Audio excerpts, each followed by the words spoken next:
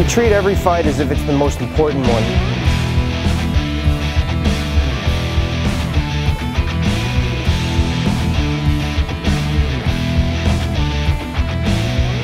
I know what it's like to start from scratch and to really work your way up, and to me, hard work's the only way. I come from a wrestling background, and you just get in as many matches as whenever you can, wherever you can. And at the time, it was a little different now. Amateur fighting is more encouraged these days because the crop of fighters is just so great. But back then, all the promoters in the area, they kind of talk, hey, who's the up-and-coming amateur that just is blowing through everybody? And lo and behold, that was me. I had 2 finishes in 30 seconds, and the other one, I had a fight that went the distance, but 2 of the 3 rounds were 10-8, which is pretty dominant. And then it was actually right after that fight, a lot of the promoters were there, and they went up to my coach and said he just can't fight amateur anymore.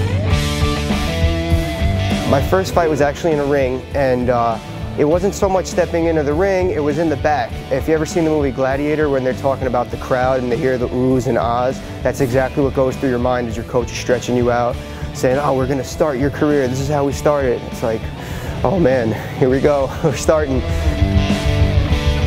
I got lucky, I really did. I was at an outstanding school in Danbury. It was actually an American Top Team satellite school. It was American Top Team Connecticut. And I was training there, great jiu-jitsu program, great MMA program.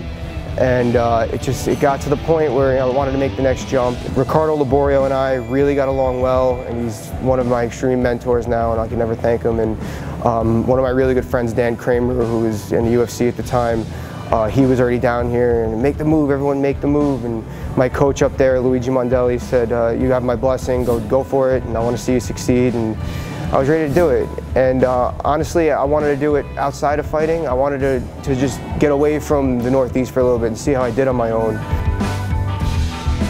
My family is everything to me. My parents aren't born yesterday parents, and I really appreciate that. Like, I can talk to them about almost anything, and they'll give it to me straight.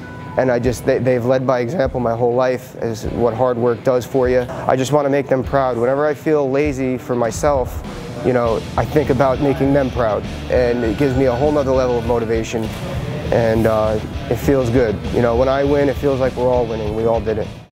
Ricardo Laborio is everything to me. I love that man so much. He's one of my mentors. Coming from such a tight-knit, immediate family, and relocating to South Florida, I thought was going to be very tough. And he just made it so easy on me and everyone else here. Most people here aren't from this area. We've moved from all over the world to be here.